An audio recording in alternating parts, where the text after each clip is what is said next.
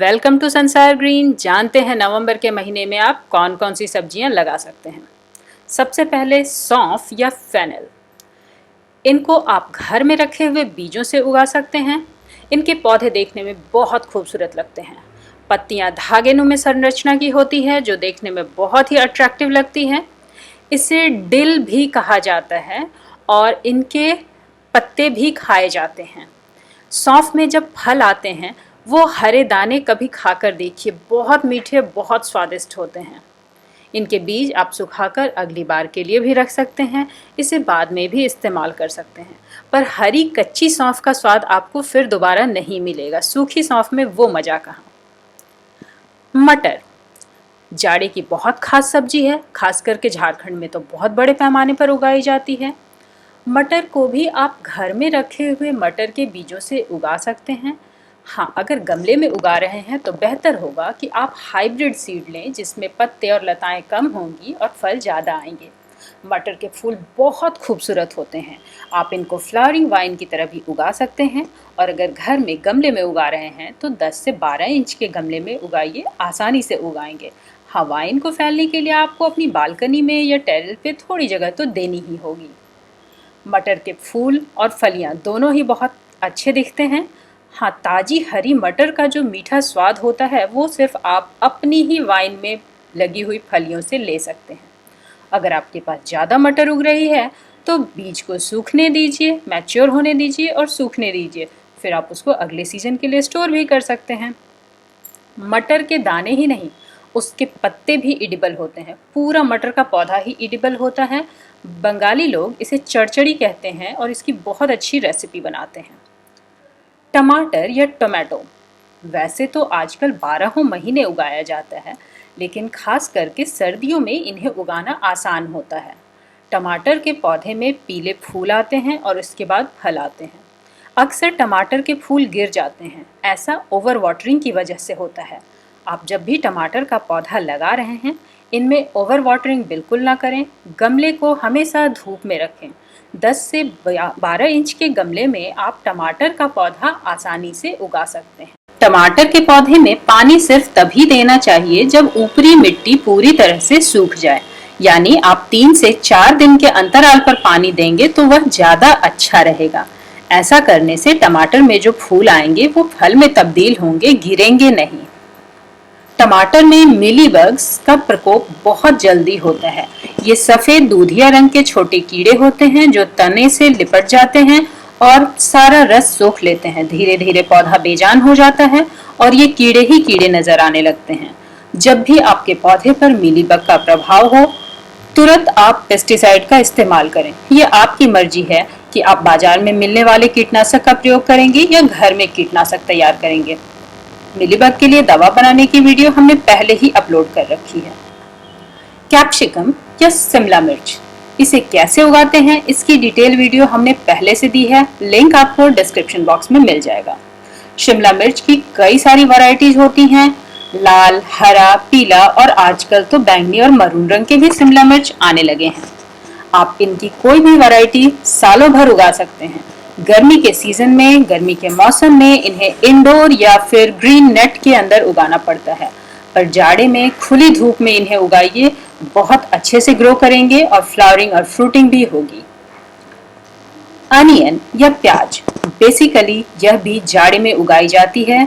वैसे भारत में इन्हें 3 बार लगाया जाता है, रबी, खरीफ और जायद फसल के रूप में। अगर आप नॉर्थ ईस्ट इंडिया में रहते हैं तो आप इसे नवंबर में भी लगा सकते हैं। सही समय है इसे लगाने का। इसे लगाने का 2 तरीका है, चाहे तो आप बीज से लगाएं या फिर जो प्याज आप इस्तेमाल करते हैं उसका रूट वाला हिस्सा जो आप फेंक देते हैं उसी से नए पौधे फिर से ग्रो कर सकते हैं। स्प्रिंग अनियन यानी पत्ता वाला प्याज भी खाया जाता है, यानी प्याज का हर हिस्सा एडिबल होता है। गाजर, यह भी आप नवंबर के महीने में उगा सकते हैं। अच्छी बात है कि इसे 5 से 10 इंच के गमले में भी उगाया जा सकता है और प्लास्टिक बॉटल्स में भी उगा सकते हैं। ये भी छोटे छोटे बीजों से भी उगाया जाता है। और गाजर स्क्रैप से उगने वाली सब्जी भी है। स्क्रैप यानी गाजर को खाने के बाद जो आप टिप वाला हिस्सा फेंक देते हैं उसी से आप इसके दोबारा पौधे उगा सकते हैं। गाजर के फूल भी देखने में बहुत खूबसूरत होते हैं और अगर आपने गमले में 1 से 2 गाजर छोड़ भी दिए तो आपको इसके नायाब फूल भी देखने को मिल जाएंगे और अगले सीजन के लिए आप इनके सीड भी प्रिजर्व करके रख सकते हैं। फूल गोभी या कॉलीफ्लावर, वैसे तो जाड़े में हर तरह की गोभी उगाई जाती है, पर फूल गोभी सबसे खास है जो सबको पसंद आती है। आप नवंबर के महीने में इनके सीड लगा लीजिए। इनके बीज से पौधे उगाने के बाद फिर पौधों को अलग अलग सेपरेट करना जरूरी हो जाता है। आप 10 से 12 इंच के गमले में सिर्फ एक पौधा उगा सकते हैं। फूल गोभी आजकल बहुत सारे रंगों में आती है और ये सही है, ये भ्रामक नहीं है। अगर आपको रंगीन फूल गोभी के बीज मिलते हैं आप उन्हें जरूर उगाइए। पालक या स्पिनच, पत्तों वाली सब्जी में सबसे ज्यादा पसंद की जाती है पालक, क्योंकि इसकी कई सारी रेसिपीज बनती है। पालक दाल, पालक पनीर। पालक को उगाने के लिए कोई विशेष मेहनत की जरूरत नहीं पड़ती है, बस नन्हे बीजों को मिट्टी पर छिड़कना भर होता है। हल्की वाटरिंग करें तो 3 से 4 दिन के अंदर सारे ही पौधे उगाते हैं। इनके पत्तों की अगर कटिंग करके इस्तेमाल करेंगे तो एक ही पौधे से आप 10 बार पालक के पत्ते लेकर इस्तेमाल कर सकते हैं। चाइव्स या गार्लिक चाइव्स, ये इंडिया में बहुत कॉमन तो नहीं है लेकिन बहुत ज्यादा पसंद जरूर की जाती है। हम आमतौर से लहसुन के पत्ते खाने में इस्तेमाल करते हैं। इनका स्वाद भी लहसुन के पत्तों जैसा होता है।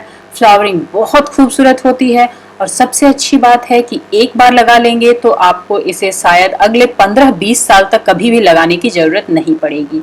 इनमें बहुत सारे बीज आते हैं जो खुद ही गिरते हैं और नए पौधे उगते हैं। साथ ही नीचे ही मिट्टी के नीचे ये अपने बल्ब से भी मल्टीप्लाई होते रहते हैं। एक पौधे से अनेक पौधा बनता रहता है। चप्पन कद्दू, ये भी बहुत तेजी से पॉपुलर हो रहे हैं इंडियन वेजिटेबल्स में।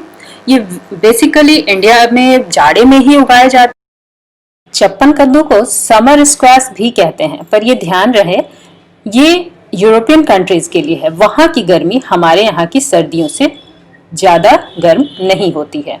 भारत में ये अक्टूबर, नवंबर, दिसंबर के महीने में ही लगाए जाते हैं। बहुत सारी वैरायटीज इनको आपको मिल जाएगी। इनकी अच्छी बात ये है कि इनकी वाइन बहुत ज्यादा ग्रो नहीं करती है, तो आप इन्हें 10 से 15 इंच के पॉट में या फिर किसी प्लास्टिक बकेट में भी उगा सकते हैं।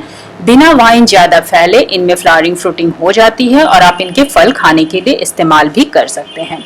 सीड्स कुछ वेबसाइट्स पर और आपको या ऑनलाइन मिल जाएंगे। आसपास अगर नहीं भी मिल रहे हैं तो आप इसके सीड ऑनलाइन लेकर के इनको ग्रो कर सकते हैं।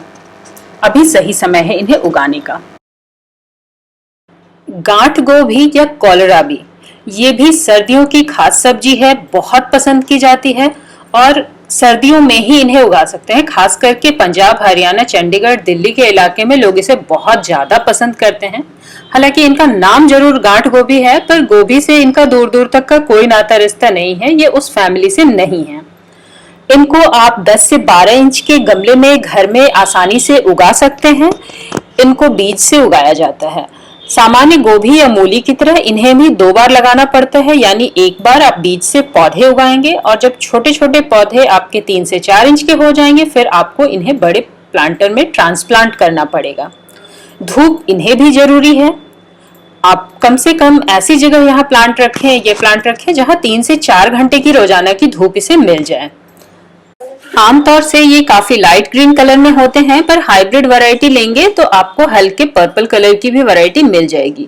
ये बहुत हेल्दी सब्जी होती है। मार्केट में तो इजीली अवेलेबल हो ही जाती है सर्दियों के दिन में, मगर कभी अपने गमले में खुद के हाथ से उगाएं और फिर इसका स्वाद लें तो फिर आपको फर्क पता चल जाएगा।